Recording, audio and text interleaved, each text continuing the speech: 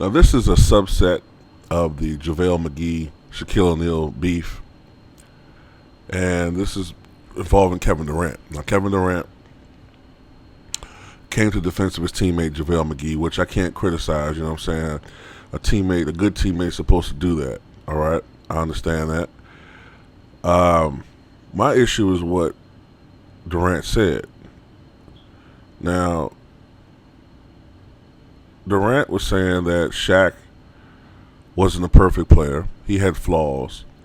But my thing was this: he said Shaq missed. I'm not reading it directly. I'm trying to go by memory, but I think he said Shaq missed free throws. Shaq missed dunks. He couldn't score or shoot outside the paint. He had no skills.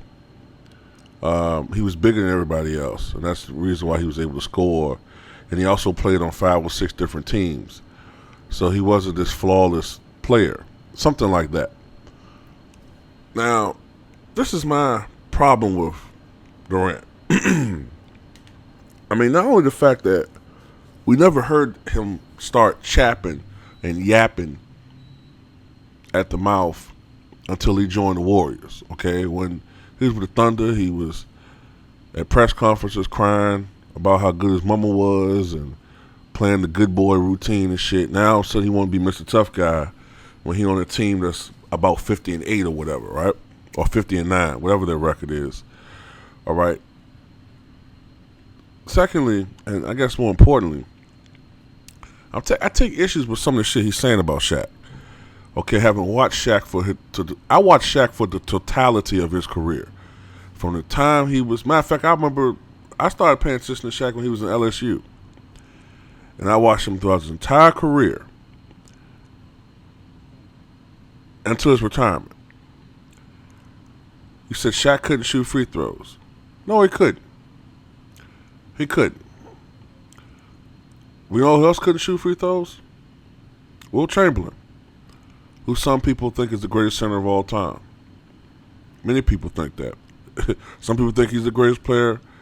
If I said center, I meant not only center, the greatest player of all time. Or at least the greatest center. All right? So, to me, not being able to shoot free throws has a lot to do with mechanics, but it also has to do with your hands. Like I've said before, a majority of players who have large hands can't shoot free throws. They just can't. I have large hands, and I've always been an inconsistent free throw shooter. Very. Sometimes I'm the worst free throw shooter you've ever seen, and sometimes I could knock them down at a 70% rate maybe. I've never been able to be a good free throw shooter because I have large hands. However, there are some people who have large hands and have been able to knock them down. Michael Jordan had large hands. He was an 84% foul shooter. Clyde Drexler had very large hands, as did Dr. J. Dr. J's hands are humongous, and he was still able to shoot them at a high 70% rate. So some people are able to have the mechanics to work around it, but I think it has a lot to do with if you're a large guy plus you're strong, like a Shaq and a Wilt, it's hard to sometimes fix everything. Okay, but yes, he was a bad foul shooter. Shaq admitted it. Shaq acknowledged it.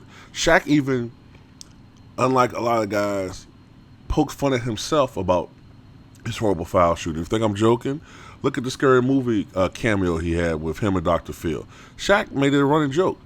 Shaq's big issue is when you lie about certain things about his game.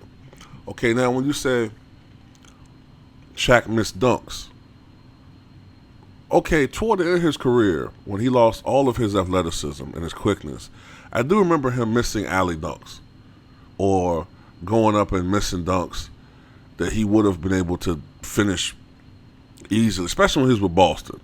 When he was with Boston, he was done. He was more or less just done when he was with the Boston Celtics there last year, okay? But in his heyday, Shaq didn't miss dunks. Okay, so that's telling me right then and there, Durant, that you're judging Shaq based on his last years when that wasn't Shaq. Okay, the Shaq that got blocked, you know what I'm saying, by who was it? Who was that player that blocked him? The slam dunk champion Robinson. Jesus. What's wrong with the names today? You know, that guy, that Shaq wasn't Shaquille O'Neal, okay? That was an old man wearing a O'Neal jersey, okay? If it wasn't Shaq with the Magic and Lakers and maybe the Heat, then that wasn't Shaq, okay? Then you say, like, what really gets me is when he said he couldn't score outside the paint and he had no skills. Well, I mean, traditional centers, look, the centers in the heyday, they weren't these Euro centers who sit back and shoot three-pointers, okay? A center's job was to score in the paint because that's what centers did, okay? Centers didn't sit out there and camp behind three-point line and shoot, okay? I'd rather have my center being an unstoppable force down low in the post, which is a rarity in this day and age, than being a guy who's just sitting back, being 7'5", a waste of fucking size, shooting three-pointers, hitting nearly the top of the goddamn arc of the ball, damn near hitting the top of the stadium ceiling and shit, because he's so fucking big. I don't want to see no shit like that. I want to see a center. It's nice to have a center that could occasionally, shoot threes and shit, but my goodness, does everybody remember Shaq when he first came in the league? They were comparing him to like a David Robinson. He was 7'1", 285 pounds. You know what I'm saying? He was like a bigger version of David Robinson. Shaq was springier. You know what I'm saying? I think he had 18 rebounds his first game in the NBA. They were saying like he was a bigger version of David Robinson when he was lean. And I remember Shaq could be able to dribble between the legs. He was bringing the ball up court. Shaq used to be able to do a lot of things that he hid because it was shied upon for centers to play a certain way. But I remember Shaq playing, like, sometimes wanted to be a point guard, bringing the ball up court. It's one instance where Shaq brought the ball up. I think he got the rebound. He brought the ball up court, you know what I'm saying, and finished down with a slam. You didn't see centers doing that back then. But Shaq didn't do it on a consistent basis because back then, people weren't concerned about highlight reels. Shaq played like a traditional center. But Shaq did develop into a fine center. He wasn't a King Olajuwon, but Shaq had the jump hook that he developed. He had the drop step move. He had the what he called the black tornado, the fucking killer spin move. Okay? Shaq developed a lot of great post-game moves. So don't sit up there and say he couldn't fucking score. You don't score 28,000 points just being a big goon, okay? I didn't see George Mirasan dropping 20 points and grabbing 15 rebounds per game, okay? And I love his game to death, but Rick Smits wasn't leading the NBA in rebounding. I think Michael Jordan averaged almost as many rebounds as Rick Smits.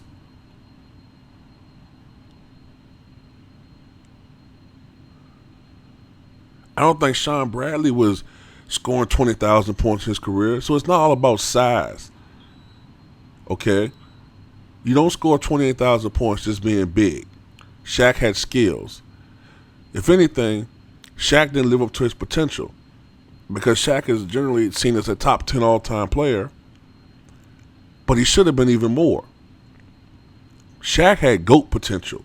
Shaq could have went down as the greatest player of all time if he had the mindset of a Michael Jordan or a Kobe Bryant. Or hell, even a Chris Paul. But Shaq was a little bit lazy with certain aspects of his game, but he still was a Hall of Famer. And also because Shaq played on, the Magic, the Lakers, the Heat, Phoenix, Cleveland, and I think Boston. So I think Shaq did play on 16s. But by that, you're kind of insinuating that he was this journeyman bum toward the end of his career. Well, I tell you this. The Shaq with the Boston Celtics was a far cry from Shaquille O'Neal. With the Suns, he was in and out. Some games he would look great, some games he didn't. With Cleveland, he wasn't the same dude, you know what I'm saying? But when he was with the Magic and when he was with the Lakers, he was a phenomenal player. This is the guy who nearly led the NBA in scoring his second year in the league. Only fell behind really because of one 71-point outburst by Robinson. Led the NBA in scoring his third year in the league, 29.3 points per game, 94-95 season.